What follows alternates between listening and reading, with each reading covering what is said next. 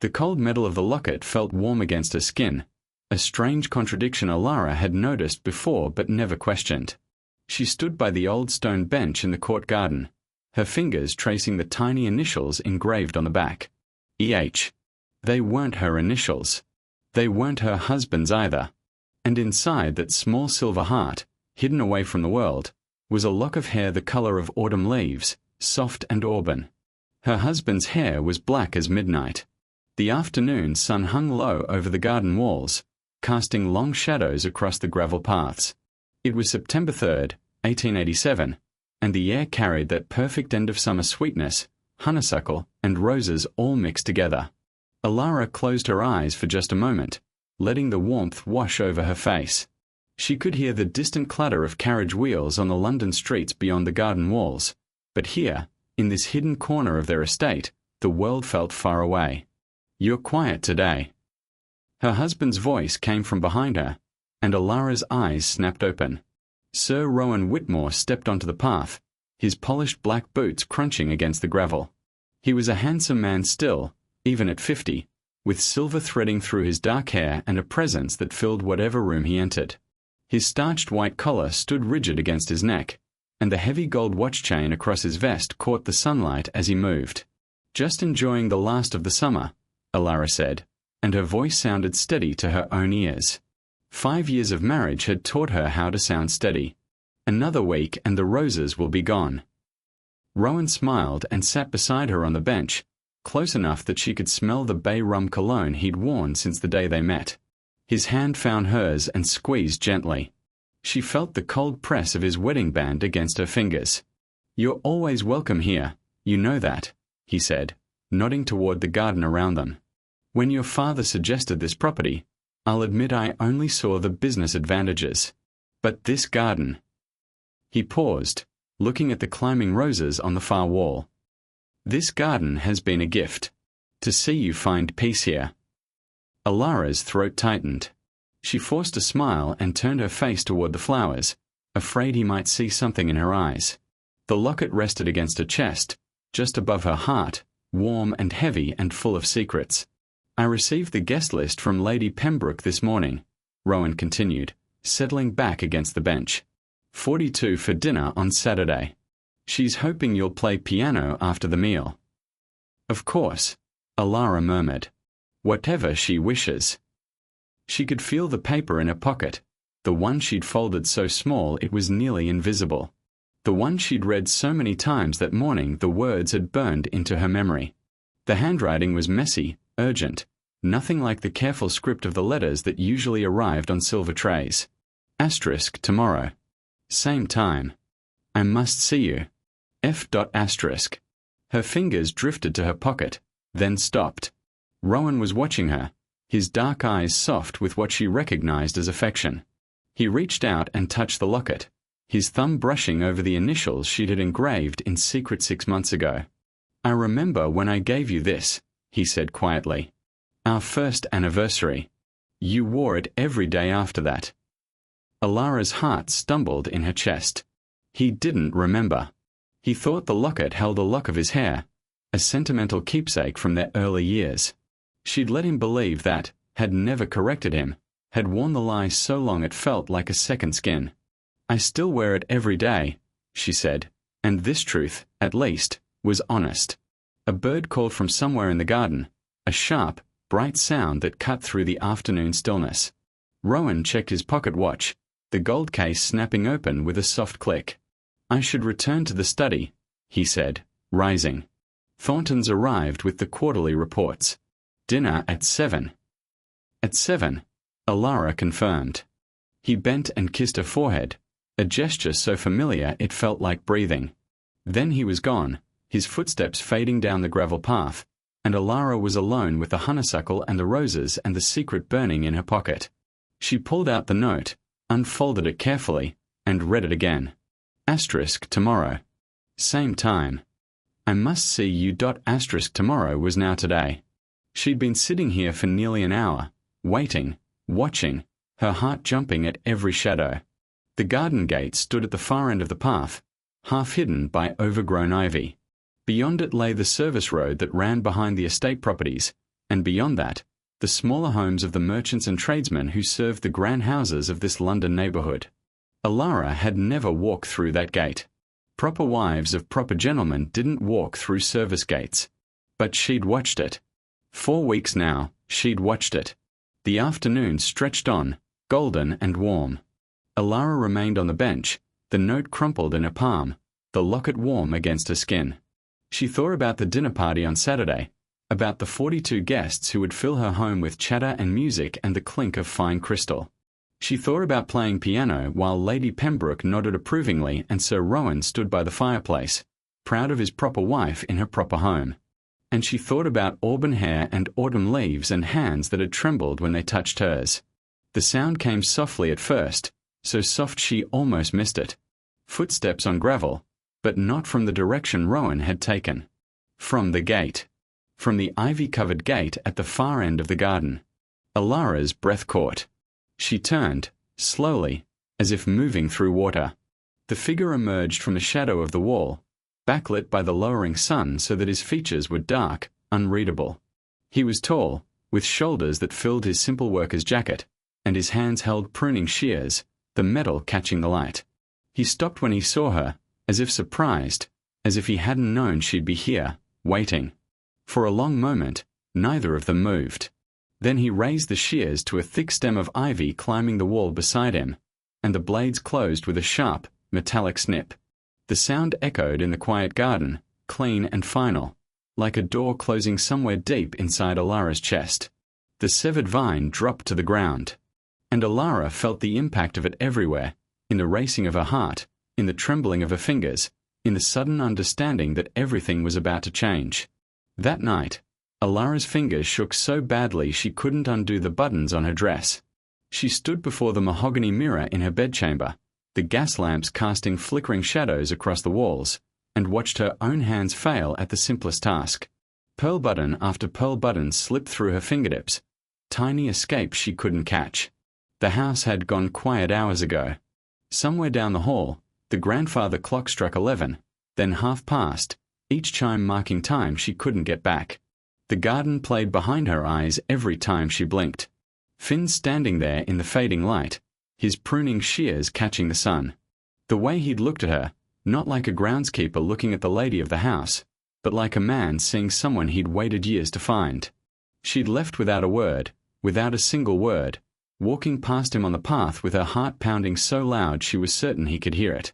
Now here she stood, still wearing the same dress, still carrying the same secrets. A soft knock at her door made her freeze.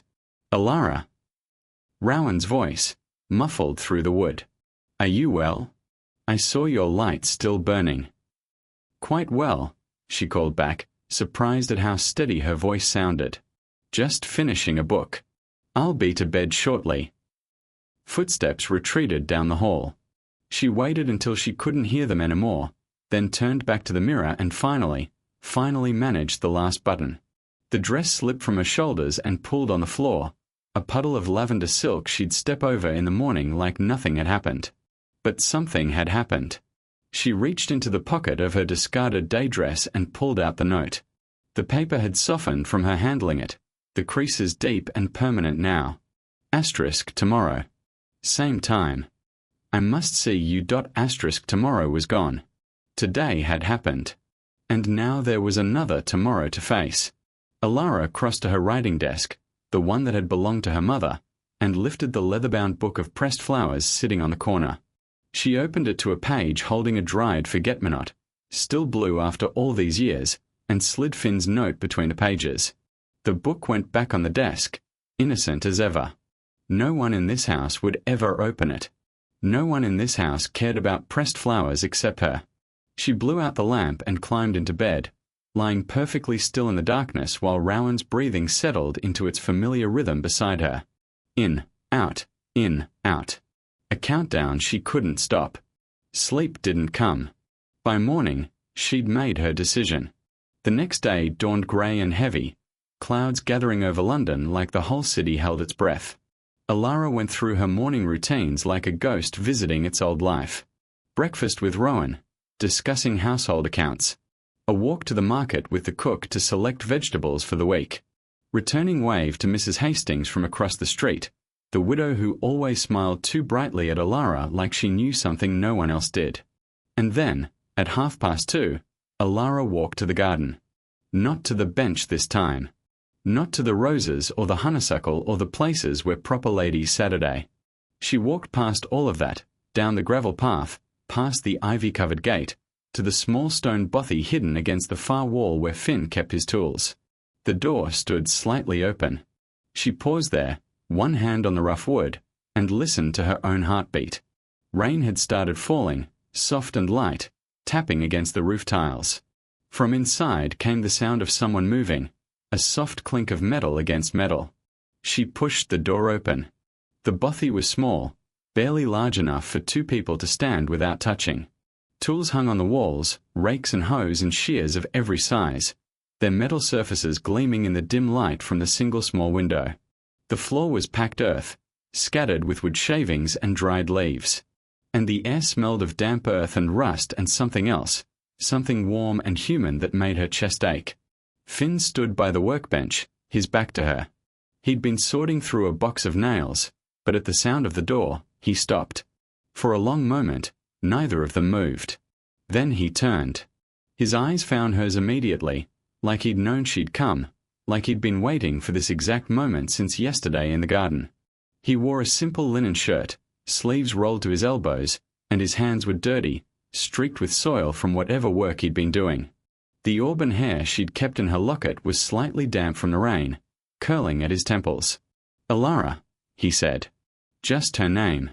Just that. She didn't remember crossing the room. Didn't remember deciding to move. But suddenly she stood before him, close enough to see the flecks of gold in his green eyes, close enough to feel the warmth radiating from his skin. He reached out, slowly, giving her every chance to step away, and touched her wrist.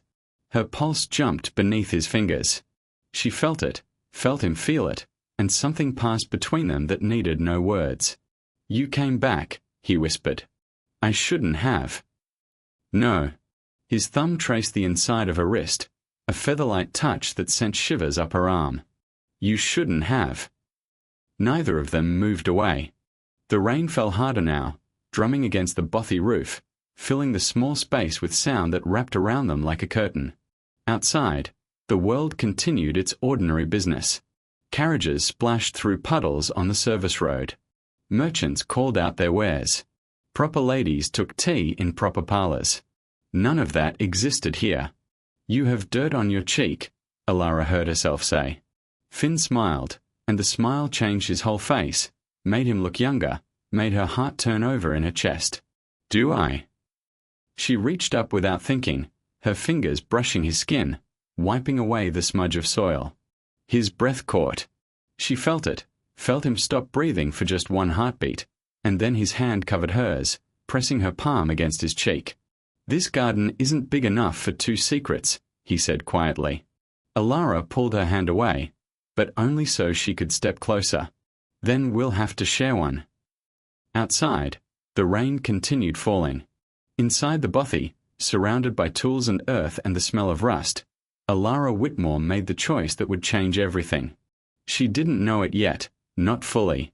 She only knew that when Finn kissed her, soft and questioning, she kissed him back without hesitation.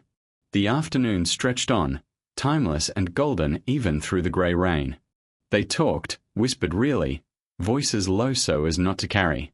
He told her about his childhood in a village she'd never heard of, about coming to London with nothing but hope and strong hands. She told him about her father's debts, about the marriage to Rowan that had saved her family and cost her something she couldn't name. Hours passed. The light through the small window shifted from grey to deeper grey. "I should go," Elara said finally, but she didn't move. "Tomorrow," Finn said. It wasn't a question. She nodded. "Tomorrow. Same time." He smiled again, that smile that changed everything. "I'll be here." She slipped out of the bothy into the cooling evening, pulling her shawl tight against the damp air. The garden path stretched before her, leading back to the house, back to dinner at 7, back to Rowan and his quarterly reports and his gentle, unknowing kindness. Elara walked slowly, savouring every step, carrying the memory of Finn's touch like a flame cupped in her palms. She reached the house just as the first lamps were being lit. The cook called out that dinner would be served in an hour. Rowan's study door stood open, lamplight spilling into the hall, and she heard him humming softly as he worked. Upstairs, in her bedchamber, Elara unpinned her rain-damp hair and looked at herself in the mirror. Her cheeks were flushed. Her eyes held a light she hadn't seen in years. She touched her lips, remembering, and something like joy and terror tangled in her chest. Tomorrow. Same time. For the first time in 5 years, Elara Whitmore had something to wait for. The first cold snap arrived on September 27th, stripping the garden bare overnight. Elara woke to a world transformed. Where roses had bloomed just days before, empty branches now reached toward a pale sky. The honeysuckle had turned brown, its sweet smell replaced by the damp, earthy scent of decay. Autumn had come to London, and with it, a truth she could no longer ignore. She stood at her bedchamber window, pulling her robe tight against the morning chill, and watched a groundskeeper who wasn't Finn rake leaves into piles. He'd been gone 3 days now. 3 days since their last meeting in the bothy. 3 days of telling herself he'd return, that something important had called him away, that the note she'd discovered behind the loose stone meant nothing at all. The lie tasted bitter on her tongue. Behind her, Rowan stirred in bed, the old springs creaking as he shifted. "You're up early," he murmured, his voice thick with sleep. "Couldn't sleep." She didn't turn from the window. "The cold, I think." Rowan made a sound of agreement and settled back into his pillows. In 20 minutes, his valet would arrive to help him dress. In an hour, he'd be downstairs reading the morning papers over breakfast, asking her about her plans for the day, kissing her forehead before leaving for his office. The routine was as reliable as the sunrise. Elara had always found comfort in that reliability. Now it felt like a cage with bars she couldn't see. The afternoon found her at her vanity, staring at her own reflection in the dim light. She'd been sitting there for nearly an hour, her hair half pinned, one hand resting on the locket that still hung warm against her skin. The face in the mirror looked back at her with unfamiliar eyes. Who was this woman? Not the girl who'd married Rowan at 19, grateful and frightened and desperate to save her family. Not the young wife who'd learned to manage a household, to host dinner parties, to smile at guests whose names she forgot the moment they left. Not even the woman who'd walked to the bothy that first rainy afternoon, heart pounding with the thrill of something new. This woman was someone else entirely. Someone who'd traded one cage for another and called it freedom. The memory of Finn's hands on her wrists, his voice whispering her name, his smile that changed everything, these memories had carried her through the past 3 weeks. But now, in the cold light of autumn, she saw them differently. She saw herself differently. She hadn't been escaping her marriage. She'd been escaping herself. The realization landed like a physical weight, pressing down on her chest until she struggled to breathe. All those years of feeling trapped, of believing Rowan was the one holding the keys. What if the cage had been her own all along? What if she'd built those bars herself, brick by brick, with every choice to stay silent, to smile, to accept the life handed to her instead of building one of her own? And Finn. Kind, warm, passionate Finn, who looked at her like she was the only woman in the world. Had she fallen in love with him, or had she fallen in love with the idea of being chosen, of being seen, of being someone other than Elara Whitmore, proper wife of Sir Rowan Whitmore, hostess of dinner parties and player of piano for Lady Pembroke's guests? The question haunted her as she finished pinning her hair and went downstairs to face another ordinary day. That evening, she found him. Not in the garden. The garden held only cold wind and bare branches now. She found him on the service road behind the bothy, emerging from a hired carriage as dusk settled over the city. She'd been walking, not intending to find him, not intending anything except escape from the 4 walls of her house. And there he was. He saw her at the same moment. Stopped mid-step, 1 foot on the carriage step, his face going through a dozen emotions in a single heartbeat. "Elara." His voice sounded strange. "Careful. You're back." She heard the hope in her own voice and hated it. 3 days. You were gone 3 days. Finn glanced at the carriage driver, who busied himself with the horses, then crossed to where she stood on the path. He looked different. Tired. Worry lines creased the corners of his eyes that hadn't been there before. "I had business to attend to," he said. "Important business. I couldn't send word. You know I couldn't." Business. The word tasted wrong. What kind of business takes you away for 3 days without a single message? He reached for her hand, but she pulled back. Something flickered in his eyes. Hurt, maybe. Or fear. She couldn't tell anymore. "We need to talk," he said quietly. "But not here.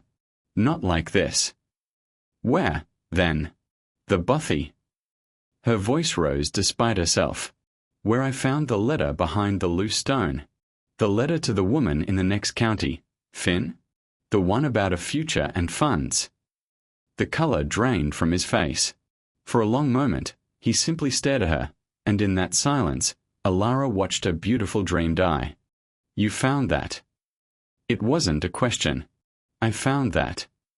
She pulled the folded paper from her pocket, the one she'd carried for days, the one that had burned against her skin just like the locket once had. "Margaret. In Surrey. You wrote to her a week ago. You wrote about a future together. About funds you'd secured. About coming home to her soon." Finn's hands dropped to his sides. He looked at the ground, at the carriage, at anything but her face. "I can explain." "Can you?" Elara's voice broke on the words. "Can you explain why the man who whispers love to me in a garden writes promises to another woman? Can you explain why I found this before you left? Why I've spent 3 days hoping you'd prove me wrong, and now here you stand, not denying any of it?" "I'm not denying it because I can't." He looked up finally, and his eyes held something she couldn't name. Regret. Yes. But something else. Something harder. "Margaret is my wife, Elara." The words hung in the cold autumn air like frost. "Your wife." Elara repeated the words without meaning to, without wanting to, watching them fall into the space between them and shatter everything. "You're married." 7 years now. He ran a hand through his auburn hair, the hair she'd kept in her locket, the hair she'd touched and treasured and built dreams around. "We have a daughter. Sarah. She's 4 years old." Elara thought she might be sick. The ground tilted beneath her feet. She reached for the garden wall, steadying herself against the cold stone, and focused on breathing. In and out. In and out. Just like Rowan's breathing that first night, a countdown she couldn't stop. "You used me." The words came out flat, empty. All of it. The garden. The whispers. The way you looked at me. You used me to get close to Rowan, to his political connections, to whatever business you really have in London. "I came to London to support my family," Finn said quietly. "Margaret's father lost their farm. They had nothing. I needed work, needed money, needed to find a way to provide for them. When I learned about the pamphlet, about the political writing, I saw a chance. A real chance to make enough to bring them here, to give Sarah opportunities one never had. And me." Elara's voice cracked. "Where did I fit into this chance of yours?" Finn met her eyes. For the first time, she saw no deception there. Only honesty, brutal and terrible. "You fit because you were lonely. Because I could see it the first day I walked into that garden, the way you sat on that bench looking at flowers like they were the only beautiful things in your life. You fit because a lonely woman keeps secrets, and secrets are valuable. You fit because I needed information about Rowan's circle, about the men who wanted to silence writers like me, and you could give me that information without even knowing you were giving it." Elara stared at him. The man she'd loved. The man she'd risked everything for. The man who'd held her in the bothy and whispered her name like a prayer. "You're not the only one who pays for things," she said, her voice hollow. He flinched. Good. Let him flinch. Let him feel one fraction of what she felt in this moment, standing in the cold with her broken heart bleeding onto the gravel path. "I never meant to hurt you," he said. "But you did." She straightened, letting go of the wall, finding strength in the numbness spreading through her chest. You did, Finn. And the worst part is, I think I always knew. Some part of me knew, and I ignored it because I wanted so badly to be loved, to be chosen, to be someone's everything, even for a moment. Elara. Don't. She held up her hand. Don't say my name. Don't touch me. Don't come near me again. She turned away from him, from the carriage, from the bothy where she'd been so happy, and walked back toward the house. Each step required effort she didn't know she possessed. Each breath burned in her chest. Behind her, Finn didn't follow. That night, Elara sat at her writing desk long after Rowan had gone to bed. The house was silent around her, the lamps burning low, the fire reduced to glowing embers. She opened the book of pressed flowers and removed Finn's first note, the one that had started everything. Asterisk tomorrow. Same time. I must see you. Asterisk. Such innocent words. Such beautiful hope. She held the paper over the candle flame and watched it catch, watched it curl and blacken and turn to ash in her palm. The smoke rose toward the ceiling, carrying away the last traces of the woman she'd been. The woman who believed in love. The woman who trusted whispers. The woman who thought escape lay in someone else's arms. And then Elara realized Finn's love for her was a lie. The October rain hammered against the dining room windows as Elara listened to men plan destruction. She sat at the far end of the long mahogany table, her hands folded in her lap, her face arranged in the pleasant, empty expression she'd perfected over 5 years of marriage. 18 guests surrounded her, the most powerful men in London's political circles and their well-dressed wives. Crystal decanters circulated. Cigar smoke curled toward the ceiling. And the conversation, which should have been about horse races and holiday plans, had taken a darker turn. I'm telling you, these pamphlets are appearing everywhere now. Lord Ashworth stabbed his fork toward the center of the table for emphasis. Sedition on every street corner. The printers need to be rooted out and punished. Ashworth is right. Sir Reginald Brooks nodded gravely, his jowls trembling with each movement. My magistrate received reports of 3 new distributors just this week. They're getting bolder. Elara's heart beat steadily in her chest. She reached for her water glass, took a small sip, and returned her hands to her lap. No one looked at her. No one ever looked at her during these conversations. She was simply the hostess, the pretty wife, the woman who'd play piano for them after dinner. They had no idea she'd memorized every name at this table, every title, every connection between them. Rowan sat at the head of the table, his face thoughtful, his fingers drumming lightly against the polished wood. The question is whether we are dealing with organized opposition or simply isolated troublemakers. Organized, Ashworth said immediately. Has to be. The pamphlets share the same voice, the same arguments. Someone's directing this. Then find the someone. Rowan's voice carried the casual authority of a man accustomed to giving orders. Find the source, cut it off, and the rest will wither. Elara lowered her eyes to hide what lived in them now. She knew the source. She'd kissed the source in a stone bothy. She'd held the source's hands and whispered promises and believed, for 3 beautiful weeks, that she'd found something real. The source had a wife named Margaret, a daughter named Sarah, and a talent for deception that rivaled anything these powerful men could imagine. After dinner, while the men retired to Rowan's study for brandy and the women gathered in the parlor to discuss fabrics and social calls, Elara excused herself. A headache, she explained. The rich food, the wine, the excitement of the evening. The other women nodded sympathetically and returned to their conversation. She didn't go to her room. Instead, she walked silently through the darkened house to Rowan's study. The door stood slightly ajar, golden light spilling through the crack, men's voices rumbling inside.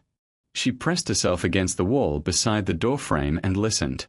The printer we arrested last week won't talk, a voice she didn't recognize was saying. But we found receipts.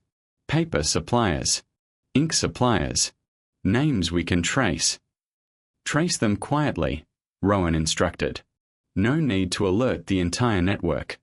We want the head, not the hands. And when we find the head. A pause. Elara held her breath. We make an example, Rowan said. Public trial. Maximum sentence. Transportation, if we can manage it. Send a message that London has no room for traitors. Elara slipped away from the door, moving through the shadows like a ghost. She'd learned what she needed to learn. She knew which names to watch, which businesses to avoid, which streets had become dangerous for men like Finn. Men like Finn. The thought should have brought satisfaction. Justice. Instead, it brought something colder. Something she was still learning to name. The next morning, Elara dressed carefully in her simplest gown, pinned her hair back without ornament, and walked through the autumn chill to the public reading room on Threadneedle Street. She paid her penny at the counter, took a seat in the corner, and requested every newspaper they had. For 3 hours, she read. Not the society pages or the fashion columns. She read the political sections, the opinion pieces, the letters to the editor. She noted which writers praised the current government and which criticized it. She tracked the names of publishers, the locations of printing houses, the subtle code words that marked a writer as friend or enemy. By the time she left, the sun had begun its downward arc and Elara carried a new kind of knowledge in her head. She knew who Finn's allies were. She knew which publishers shared his views. She knew, with terrible clarity, just how deep the network ran and how many people would be destroyed if Rowan's men followed their leads. She could stop it. She had the power, right now, to walk into Rowan's study and tell him everything. The pamphlets. The printers. The man who'd whispered love to her while writing promises to another woman. But she didn't. Instead, she went home, changed for dinner, and smiled at her husband across the table like nothing had changed. The weeks that followed transformed Elara in ways she hadn't known possible. She became two people, the proper wife who hosted dinners and played piano, and the silent observer who catalogued every secret the powerful men of London accidentally revealed in her presence. Lord Ashworth mentioned, over dessert, that his son-in-law had invested heavily in a shipping company that regularly bribed customs officials. Sir Reginald complained, while accepting a second glass of port, about the young clerk who discovered discrepancies in his accounts and had to be encouraged to find work elsewhere. Even Rowan, in unguarded moments, spoke of political favours traded, alliances formed, enemies undermined. Elara remembered it all. Every name. Every date. Every weakness. She stored the information in a small leather journal hidden beneath a loose floorboard in her bedchamber. The same floorboard where she'd once hidden love letters. Now it held weapons of a different kind. November arrived with biting winds and early darkness.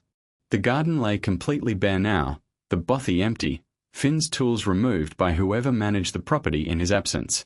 Elara walked past it sometimes, on her way to the service road, and felt nothing. The woman who'd loved there had died in the autumn cold. On November 15th, she received a message. It came folded inside a loaf of bread delivered to the kitchen, hidden by the baker's boy who didn't understand what he carried. Elara found it while inspecting the day's deliveries, recognized the handwriting immediately, and slipped it into her pocket without a word. Asterisk, I need to see you. The bothy. Tonight. Please. F. Asterisk. She should have burned it. Should have thrown it in the kitchen fire and watched it turn to ash like the first note. Instead, she folded it carefully, added it to the journal beneath the floorboard, and spent the rest of the day deciding what to do. At dusk, she walked to the garden. The bothy looked smaller than she remembered. Dingier. The window had cracked sometime in the past weeks, and cold air seeped through the gap. Finn stood inside, his back to the door, his shoulders hunched against the chill. He turned when she entered, and she saw how much the weeks had cost him. His face had thinned. Dark circles shadowed his eyes. His clothes, never fine, hung looser on his frame. Thank you for coming, he said quietly. Elara closed the door behind her. Why am I here, Finn? I need help. The words seemed to cost him everything. My printer was arrested last week. They're questioning him now. If he talks, if he gives them my name, then you'll be arrested. Elara's voice held no emotion. Tried. Transported. Your wife and daughter will never see you again. Finn flinched. Yes. And you came to me for help. She studied his face, looking for the man she'd loved, finding only a stranger wearing his features. After everything. After the lies, the manipulation, the betrayal. You came to me. I have nowhere else to go. His voice broke. Margaret doesn't know about any of this. She thinks I'm a groundskeeper, that's all. If I'm arrested, if they send me away, she and Sarah will starve. They have nothing. No one. Elara stood very still. The wind whistled through the cracked window, carrying the smell of coming snow. Somewhere in the house behind them, servants were lighting lamps, preparing for another evening, another dinner, another performance. You used me, she said. You pretended to love me so you could get close to my husband's political circle. You collected information from me without me even knowing I was giving it. You made me believe, for one beautiful moment, that someone saw me. Really saw me. And it was all a lie. I know. Tears stood in his eyes. I know what I did, Elara. I know I don't deserve your help. But Sarah. Don't. The word cut through the bothy like a blade. Don't use your daughter to manipulate me. Not again. Finn fell silent. The tears spilled over, running down his cheeks, but he made no move to wipe them away. Elara looked at him, this man who'd shattered her heart, and felt something shift inside her. Not forgiveness. Not love. Something harder and cleaner. Something that felt like finally seeing clearly after months of blurred vision. You want my help, she said slowly. I'll give it to you. But not for free. Finn's eyes widened. What do you want? I want information. Everything you know about the network. The writers, the printers, the distributors, the safe houses, the meeting places, the ways messages are passed. She watched his face change as understanding dawned. I want the names of every person involved in producing those pamphlets. You want me to betray them. His voice barely rose above a whisper. I want you to give me what I need. Elara stepped closer, close enough to see the fear in his eyes. You taught me that survival requires choices. Hard choices. Now you get to make one of your own. And if I refuse? She smiled, and it wasn't a kind smile. Then I walk back to that house and tell my husband everything I know about you. About your network. About the pamphlets. And I let him decide what happens next. Finn stared at her like he'd never seen her before. Maybe he hadn't. Maybe the woman in the bothy, the lonely wife who'd melted at his touch, had been as much a construction as the groundskeeper who'd pretended to love her. 2 days, he said finally. I need 2 days to gather what you want. Elara nodded. 2 days. Here. Same time. She turned toward the door, then paused with her hand on the latch. Without looking back, she spoke the word she'd carried since their last meeting. Let's give them something real to whisper about. The door closed behind her. The wind caught her skirts as she walked up the path, past the bare rose bushes, past the stone bench where it all began. Above her, the first stars appeared in the cold November sky, and Elara Whitmore smiled a smile that would have frozen anyone who saw it.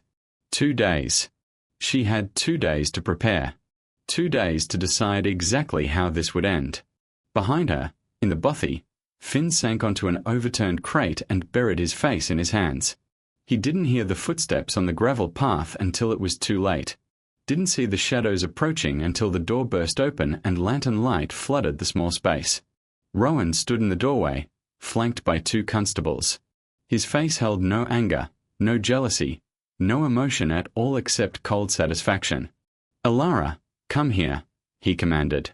She stepped forward from somewhere behind the constables, her face pale in the lantern light, her eyes fixed on Finn.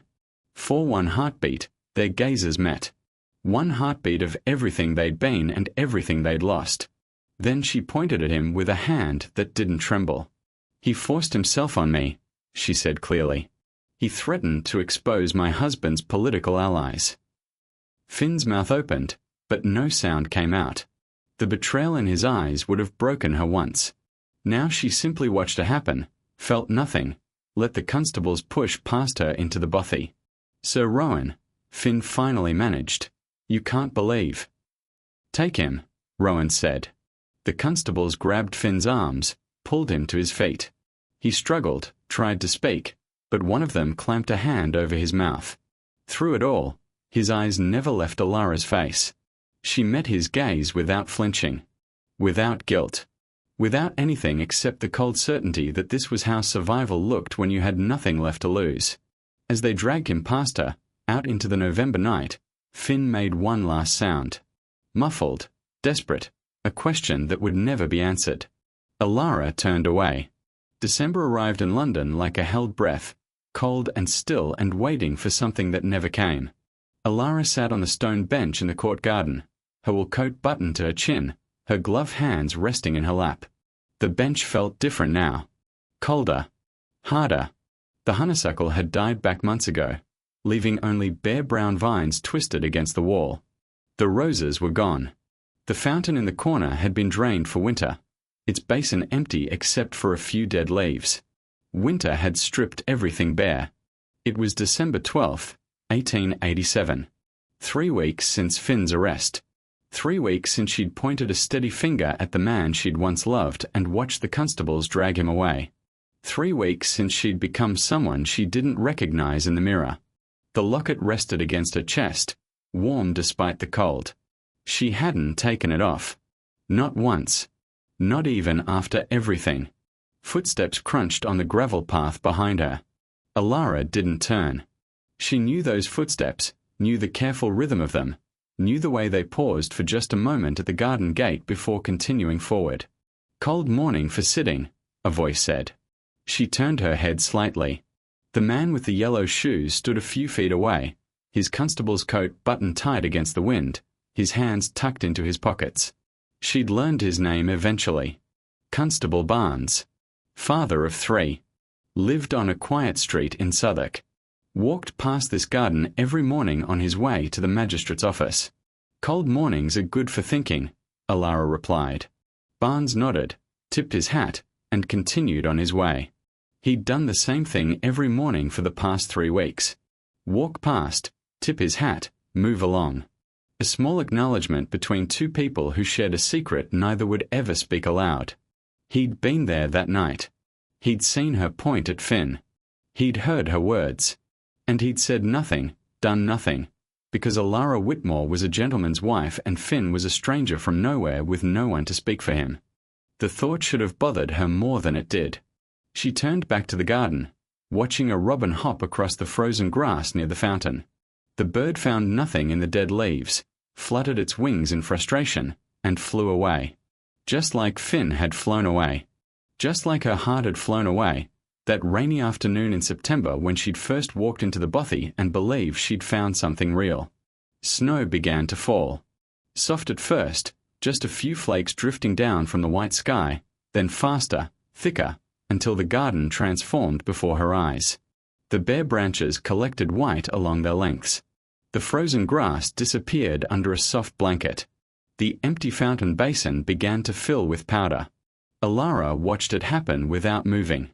The cold seeped through her coat, through her gloves, through her skin, settling somewhere deep in her bones where she wasn't sure she'd ever be warm again. Her fingers found the locket, traced the initials engraved on the front.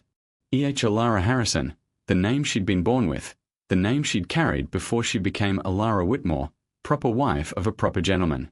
She'd had those initials engraved 6 months ago, in a tiny shop on a side street, while Finn waited outside and pretended to examine gardening tools through the window. Such a small thing. Such a small, foolish thing.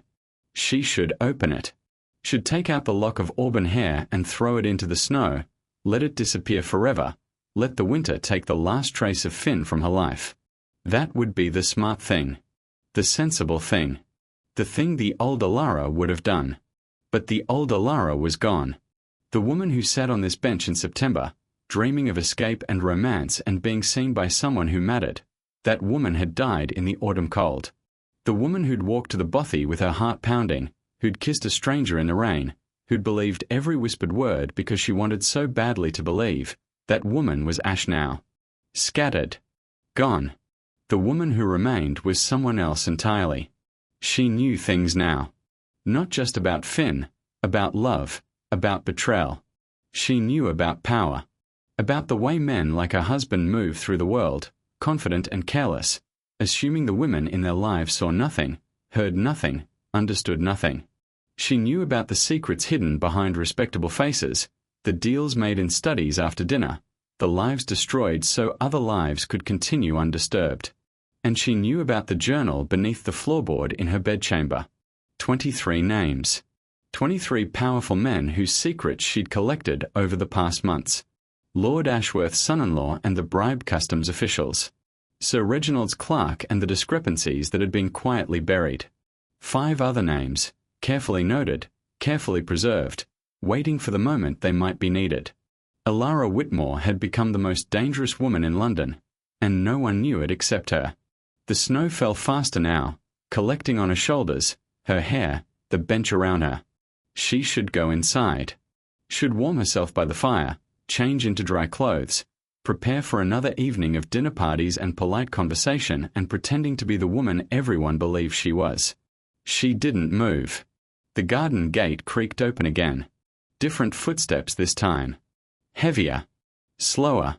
Accompanied by the tap of a walking stick against the frozen path. Elara. Rowan's voice. She'd know it anywhere, even now, even after everything. He appeared at the edge of her vision, bundled in his heavy wool coat, his breath forming small clouds in the cold air. He looked older than she remembered. The past weeks had added lines to his face, grey to his hair, a weight to his shoulders that hadn't been there before. Barnes said you were here, he said quietly. You'll catch your death in this weather. Perhaps. He stood beside the bench, not sitting, just looking down at her with an expression she couldn't read. Snow collected on his hat, his shoulders, the silver head of his walking stick. Finn Dawson was sentenced this morning, he said. Elara's heart stopped. Just for a moment, just one beat, then continued on its steady way. She kept her face still, her hands folded, her eyes on the snow-covered garden. Transportation, Rowan continued. 15 years. He'll be on a ship to Australia by spring. 15 years. Across the world from his wife, his daughter, everything he'd ever known. 15 years of hard labor and harsh conditions and the constant, grinding weight of choices made and chances lost. Elara felt nothing. He asked for you, Rowan said quietly. At the trial. Asked to speak to you. The magistrate denied the request, of course, but I thought you should know. What did he want to say? Rowan shook his head. I don't know. Something about forgiveness, perhaps. Or explanation. Men in his position often want to explain themselves, as if explanations change anything. They didn't. Elara knew that now. Explanations didn't change what had happened in the bothy, what had happened on the service road, what had happened when she'd pointed her finger and watched the constables take him away. Explanations were just words, and words were just air, and air disappeared the moment you stopped speaking. I should go inside, she said, but didn't move. Rowan remained beside her, silent, snow collecting on both of them. After a long moment, he spoke again. I know, Elara. 4 words. Simple words. Words that shouldn't have meant anything. She turned to look at him, really look at him, for the first time in months. His eyes held no anger, no judgment, just a deep, quiet sadness that made her chest ache in ways she hadn't expected. I've known for weeks, he continued. Not about Dawson, not specifically, but about something. The way you looked at the garden. The way you touched that locket. The way you've changed, grown harder, more distant. A husband notices these things, even a husband as preoccupied as I've been. Elara's throat tightened. Rowan. Don't. He held up one gloved hand. Don't explain. Don't apologize. I don't want explanations or apologies. I want. He paused, searching for words. I want to know if there's anything left. Anything worth saving. The snow fell between them, soft and endless, filling the silence with white. Elara thought about the journal beneath her floorboard. The 23 names. The power she held, carefully collected, carefully preserved. She thought about the woman she'd been in September, desperate for someone to see her, and the woman she'd become in December, seen clearly at last. She thought about love, and lies, and the difference between them. Slowly, she reached up and unclasped the locket. The metal was cold against her fingers now, finally cold, after months of being warm against her skin. She held it for a moment, feeling its weight, remembering everything. Then she held it out to Rowan. He looked at it, looked at her, confusion in his eyes. What? Open it. His gloved fingers fumbled with the clasp, thick wool against delicate silver, but finally the locket sprang open. He stared at the contents for a long moment. The auburn hair. The tiny engraving on the inside cover. EF, the initials she'd had carved alongside her own, the one she'd never shown anyone. His hair, Rowan said quietly. It wasn't a question. Yes. He closed the locket, held it in his palm, looked at her with those sad, tired eyes. Why are you giving me this? Elara met his gaze without flinching. Because it doesn't belong to me anymore. None of it does. The lies, the secrets, the woman I became in that bothy. That woman is gone. I don't know who's left, but I know I don't want to carry her weight anymore. Rowan was quiet for a long time. The snow continued falling, collecting on both of them, turning them into statues in a frozen garden. Finally, he reached out and took her hand. His fingers were cold through both their gloves, but they held on, steady and sure. Come inside, he said. Warm yourself by the fire. We have time, Elara. We have all the time we need to figure out who comes next. She rose from the bench, her legs stiff from cold and sitting, and let him lead her up the path toward the house. The snow covered their footprints behind them, erasing the evidence of their conversation, their pain, their fragile hope. At the garden gate, Elara paused and looked back. The bench sat empty now, collecting snow. The bare roses stood silent. The dead honeysuckle vines traced their patterns against the wall. In spring, it would bloom again. New roses, new honeysuckle, new life rising from the winter death. The garden would survive. It always did. She turned away, walked through the gate, and let her husband close it behind her. Inside the house, the fire crackled warm in the parlor. A servant brought tea. Rowan removed his wet coat and hung it by the hearth. Elara sat in her favorite chair, watching the flames dance, feeling sensation return to her frozen fingers. She didn't know what came next. Didn't know if she and Rowan could rebuild something from the ruins of their marriage. Didn't know if she'd ever be the woman she'd been before, or if that woman was gone forever. But she knew one thing, sitting there in the warm firelight, watching snow melt from her hair. The locket was gone. The secrets were still there, hidden beneath the floorboard, but they didn't weigh the same anymore. The weight had shifted, transformed, become something she could carry without breaking. She would figure out what to do with those names. Perhaps she'd keep them forever, a quiet insurance policy against a world that didn't protect people like her. Perhaps she'd burn them someday, let them turn to ash like Finn's first note, let them disappear into nothing. But not today. Today, she sat by the fire with her husband and watched the snow fall outside the window. Today, she drank tea and felt warmth return to her body. Today, she began the long, slow work of becoming someone new. The garden would bloom again in spring. Maybe she would too.